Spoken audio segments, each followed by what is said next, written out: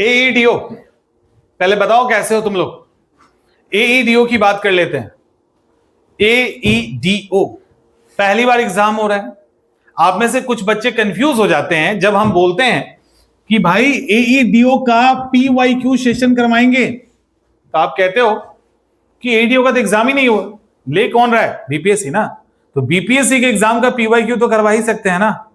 तो बीपीएससी का पीवाईक्यू, खैर वो सब अलग बात है। एईडीओ की हम बात करें, देखो एईडीओ जितनी सीटें हैं एईडीओ के अंदर, ये उनके लिए जिनका बीपीएससी 71 का प्रीलिम्स नहीं निकला, जो मेंस नहीं देने जा रहे हैं। जो देने जा रहे हैं वो तो मेंस पे फोकस करो भाई, एकदम जो देने जा रहे हो ना वो मेंस पे फोकस करिए, आप प्रीलिम्स में मत आइए। जो नहीं देने जा रहे हैं उनका पूरा का पूरा फोकस कहां होना चाहिए? एईडीओ। और खास करके जिनका दरोगा का एग्जाम नहीं निकला उनका तो होना ही चाहिए।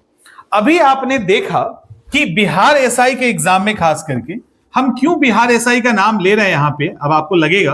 देखो बिहार एसआई के एग्जाम में अगर ठीक से देखो तो वही बच्चे परेशान हुए हैं जिन्होंने सही तरीके से या तो कॉन्सेप्ट क्लियर नहीं किया, कॉन्सेप्ट नहीं क्लियर किया उनका भी, और कॉन्सेप्ट के साथ फैक्ट्स जिन्हें नहीं पढ़ा, और उनका भी जिन्होंने एनसीईआरटी ठीक से नहीं किया उनका भी।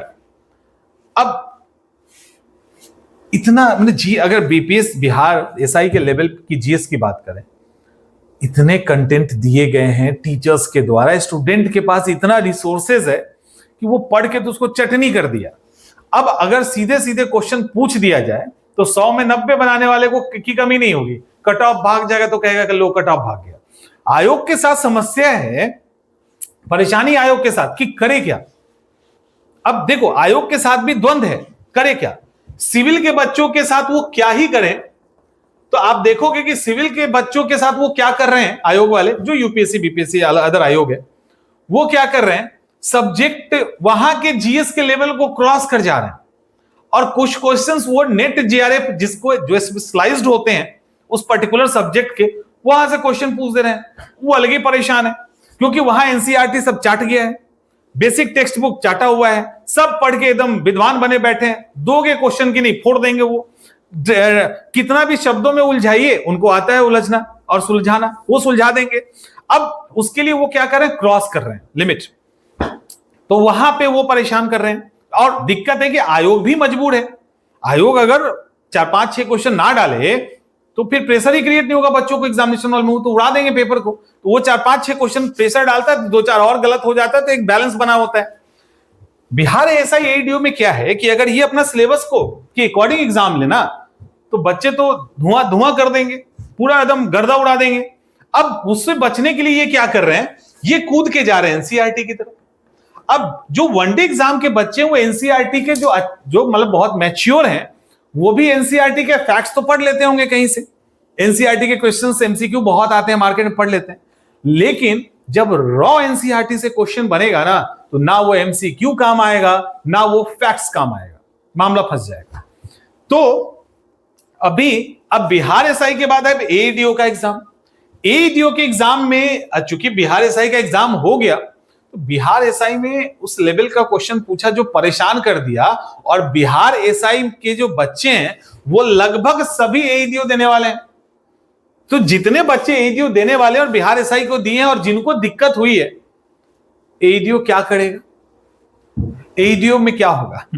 बिहार डरा नहीं रहे, ये हम आपको समझा रहे हैं, समझो इस बात को, डरा नहीं रहे बिल्कुल। ये मत सोचना कि सर डरा रहे हैं, समझ में आ रहा है। ये समझा रहे हैं कि जब उस आयोग ने जिसको एक नॉर्मल लेवल पे एग्जाम लेना था, उसने ये रूप दिखाया, तो एईडीओ पे तो इतना प्रेशर है, ये आयोग कहां जाएगा लेके आपको। और इसको सारा खेल ही खेलना है जीएस के लेवल पे। मैथ रीजनिंग में आप ये बहुत इधर उधर नहीं करेंगे, कुछ क्वेश्चंस यूपीएससी लेवल के रीजनिंग आदि में पूछेंगे, उससे ज्यादा कुछ नहीं पूछेंगे। लॉजिकल रीजनिंग आ जाएगा, वो थोड़ा परेशान कर सकता है, मैथ वैथ में क्या ही का परेशानी होगा। जीएस के लेवल पे इनके लिए चैलेंज है। तो ये जीएस के लेवल पे घुसेंगे कहां, एनसीईआरटी में, कॉन्सेप्ट में, इन सब जगह पे उनकी एंट्री होगी, परेशान करेंगे वहां जाके आपको।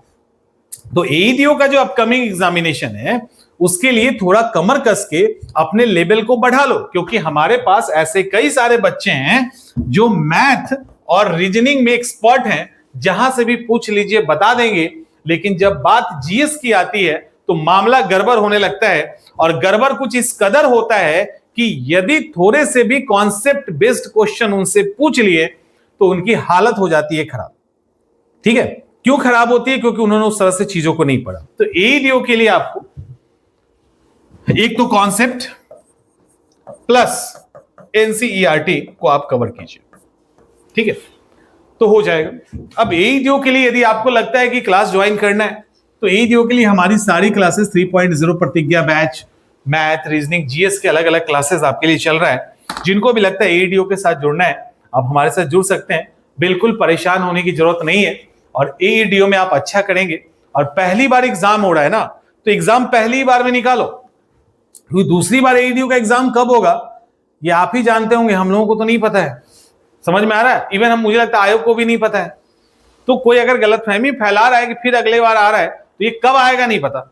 ये ऐसा एग्जाम नहीं है कि रेगुलर आएगा, हर साल आएगा, ये कई सालों बाद आ सकता है। तो ये ऐसा मौका है जिसको आप चूकना नहीं चाहेंगे। तो गलतियां कोई मत कीजिए, कोई गलतियां नहीं होनी चाहिए। गलतियों का अंबार लगाओ मत और सीधा हिट करो और एग्जाम निकालो, है ना। कोई दिक्कत होगी तो बताइएगा, सॉल्व किया जाएगा। क्लासेस सारी रन कर दी। मिलते हैं नेक्स्ट सेशन।